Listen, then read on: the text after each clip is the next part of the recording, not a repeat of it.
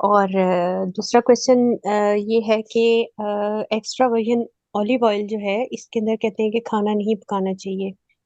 तो उसके अलावा जो पोमिस ऑयल है वो तो लास्ट वाला होता है कि फोर्थ टाइम जो ऑयल निकलता है ऑलिव पोमिस कहते हैं उसको ना। तो ये तो मेरा ख्याल है कि सेहत के लिए अच्छा नहीं है, उसमें काफी सारे केमिकल्स यूज होते हैं। तो ये मुझे दो क्वेश्चंस आपसे बस पूछने हैं, अगर आप इसका सही से मुझे थोड़ा सा एक्सप्लेन कर दें थोड़ा सा। जी, मैं अर्ज हाँ करता हूँ। जी। ये बहन, जब बच्चे आपको नजर आए कि उसके चेहरे पे पहले जैसी फ्रेशनेस नहीं है, उसको थकावट फील हो रही है, अपने मामलात में वो इतना एक्टिव नहीं है, तो आपको उसकी डाइट के बारे में सोचना चाहिए।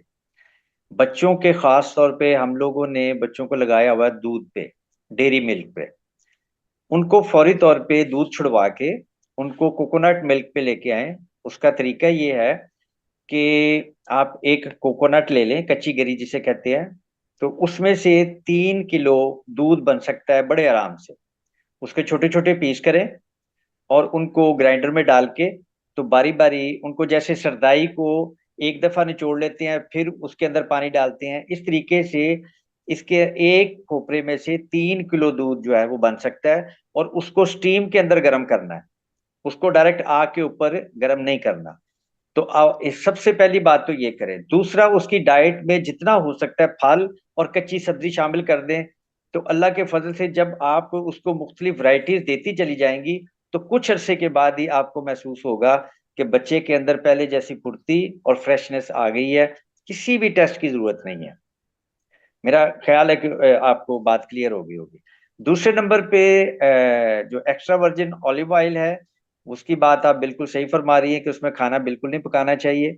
और उसको सलाद के ऊपर या जिस तरह भी आप लेना चाहें, तो चम्मच के साथ उसको यूज करें और सलाद के ऊपर मिक्स करके तो आप उसको ले लें। और जो पोमेस ऑयल है वो तो जहर है निरा। वो तो मैंने खुद गलती से एक दफा इस्तेमाल किया था तो मुझे ब्लीडिंग शुरू हो गई थी। तो ये बहुत बड़े बड़े स्टोर वाले जो हैं वो उसको बेहतरीन करके बेच देते हैं और बड़ा महंगा बेचते हैं, आपको पता ही है। तो वो तो आप जैसे आपने फरमाया कि वो चौथे नंबर का, बल्कि मैं तो उसको कीचड़ कहता हूँ कि वो तो जी। गंदा निरा। तो वो तो कतन यूज नहीं करना चाहिए। हाँ, मालिश वगैरह के लिए आप अगर करना चाहें तो कर ले, खाने के लिए तो है भी नहीं हो। लेकिन जी। पाकिस्तान में माशाल्लाह ऐसा ही चल रहा है सिलसिला। तो उम्मीद है कि आपको दोनों सवालों के जवाब मिल गए हों।